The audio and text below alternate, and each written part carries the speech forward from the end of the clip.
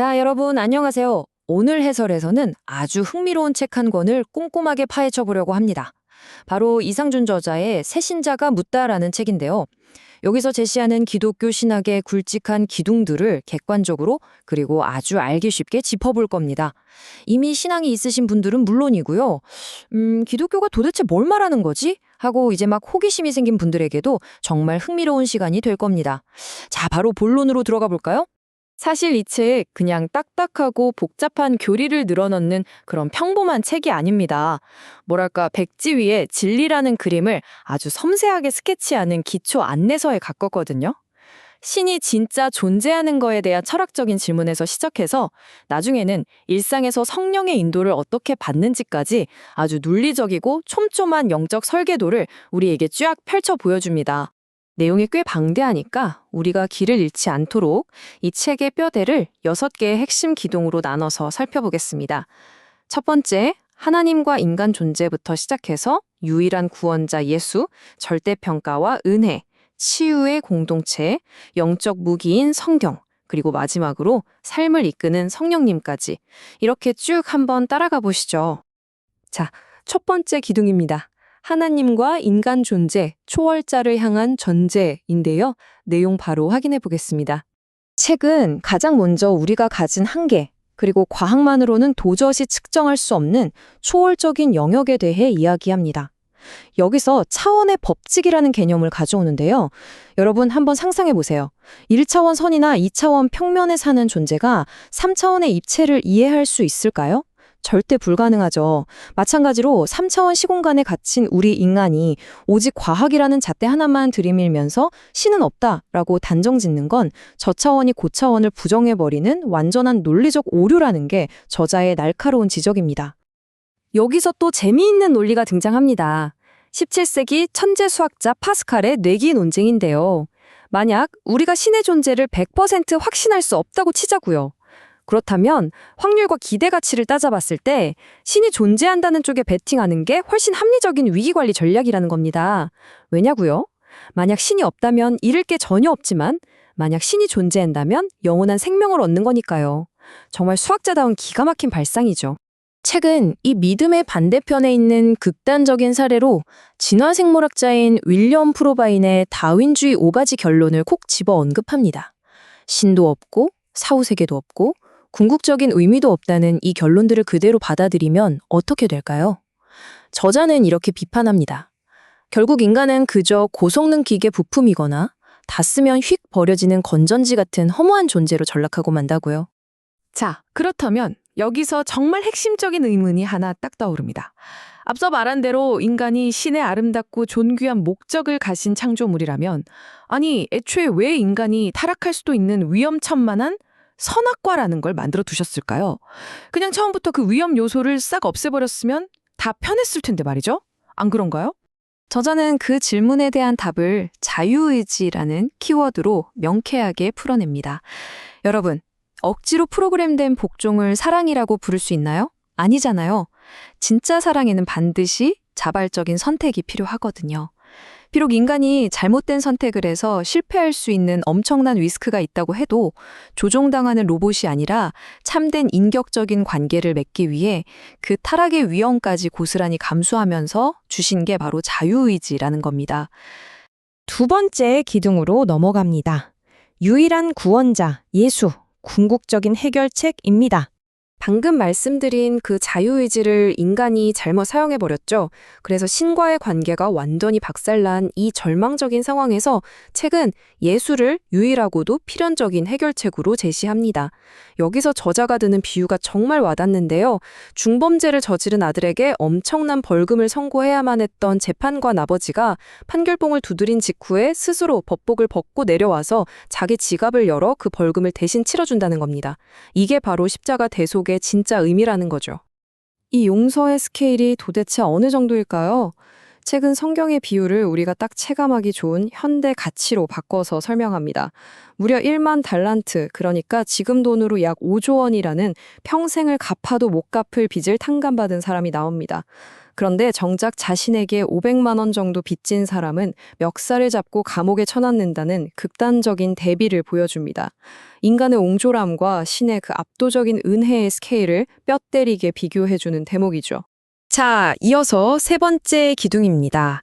절대평가와 은혜, 구원의 본질에 대해 살펴볼게요. 앞서 본 그 어마어마한 탕감은 결국 구원을 어떻게 평가하느냐의 문제와 직결됩니다. 우리가 사는 세상이나 일반적인 종교는 대개 상대평가를 하잖아요. 그래도 내가 쟤보다는 좀 착하게 살았지 하면서요. 하지만 저자는 하나님의 기준은 100점 만점을 요구하는 깐깐한 절대평가라고 아주 단호하게 선을 긋습니다. 우리 중에 완벽한 사람은 아무도 없으니 스스로의 힘으로 구원받는 건 애초에 불가능하다는 어떻게 보면 아주 절망적인 결론이 나오는 거죠. 모두가 불합격 도장을 받을 수밖에 없는 이 완벽한 기준 앞에 드디어 은혜가 짜잔 하고 등장합니다. 책은 이 구원의 과정을 6개의 단계로 설명하는데요. 하나님이 미리 아시는 예지에서 출발해 궁극적인 완성인 영화에 이르기까지 나의 노력이나 도덕성이 아니라 100% 전적인 은혜로 진행되는 신앙의 마스터 플랜을 아주 선명하게 보여줍니다. 네 번째 기둥입니다. 치유의 공동체, 교회의 역할로 넘어가 보겠습니다. 사실 이 신앙의 여정을 혼자 버텨내기란 거의 불가능에 가깝거든요. 그래서 책은 교회를 건강한 사람들의 모임이 아니라 망가지고 상처받은 죄인들이 모이는 영적 병원이라고 정의합니다. 이 대목에서 아주 가슴 뭉클한 역사적 사례가 하나 등장하는데요. 바로 1905년 금산교회 이야기입니다. 당시 양반이었던 마방 주인 조덕삼이 자기 집 종이었던 이자익을 먼저 장로로 세우고 겸손하게 섬겼다는 일화입니다. 십자가 복음이 어떻게 그 견고했던 신분제도의 장벽을 산산조각 냈는지 보여주는 정말 소름 돋게 멋진 예시죠. 게다가 저자는 교회를 식당의 찰떡같이 비유합니다. 여러분, 맛집의 본질이 뭔가요? 화려한 간판? 아니죠. 무조건 음식 맛이잖아요. 교회도 마찬가지라는 겁니다.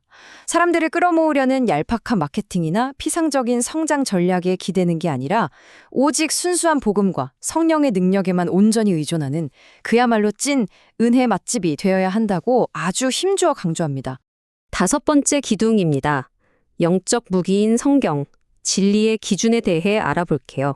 영적 병원인 교회 공동체와 더불어서 또 하나의 강력한 기준이 되는 게 바로 성경입니다.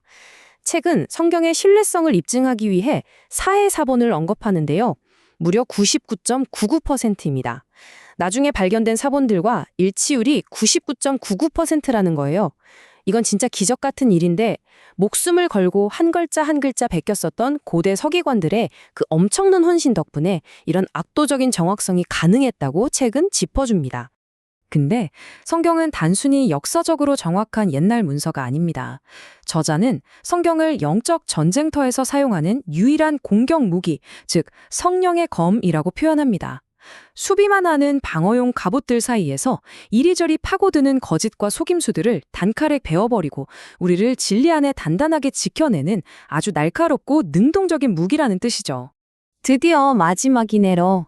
6번째 기둥, 삶을 이끄는 성령님, 끊임없는 인도자입니다. 지금까지 세운 이 거대한 영적 건축물을 완성하는 마지막 퍼즐은 바로 성령님입니다. 뼛속까지 무신론자였던 위대한 지성인 C.S. 루이스조차도 부드럽게 다가오는 성령의 임재 앞에서는 결국 무릎을 꿇었다고 하죠. 여기서 저자는 정말 무릎을 탁 치게 만드는 현대적인 비유를 듭니다. 바로 자동차의 자율주행 보조 시스템, ADAS요. 우리가 피곤하거나 유혹에 흔들려서 신앙의 차선을 쓱 이탈하려고 할 때 핸들을 부드럽게 꺾어서 다시 안전한 궤도로 싹 올려놓아 주시는 분, 그분이 바로 성령님이라는 겁니다. 진짜 기가 막힌 비유 아닌가요? 나아가서 은행원들의 위조지폐 감별법 이야기도 나옵니다. 위조지폐 감별서들은요, 수천 수만 가지의 가짜 지폐를 일일이 다 외우지 않아요. 그 대신 진짜 화폐의 질감, 냄새, 촉감을 그냥 완벽하게 몸에 익혀버립니다. 그러면 가짜는 딱 만지는 순간 바로 알 수 있거든요. 성령님이 하시는 일도 똑같습니다. 우리가 헷갈리는 세상 논리 속에서도 진짜 진리에 깊숙이 뿌리 내리게 하셔서 가짜들을 스스로 딱 분별해내도록 돕는다는 거죠. 자, 오늘 해설을 마무리해야 할 시간입니다. 저자는 지금까지 우리가 함께 살펴본 이 신학의 기둥들이 모여서 인간을 살려내는 완벽하고 역동적인 시스템을 완성한다고 힘주어 말합니다. 자, 이 촘촘하고 탄탄한 논리의 뼈대를 쭉 보셨는데요. 여러분 스스로에게 이런 질문을 한번 던져보면 어떨까요? 인생이라는 알 수 없고 깊은 바다를 항해하는 지금 이 순간, 여러분은 과연 어떤 영적인 화폐를 꽉 쥐고 계십니까?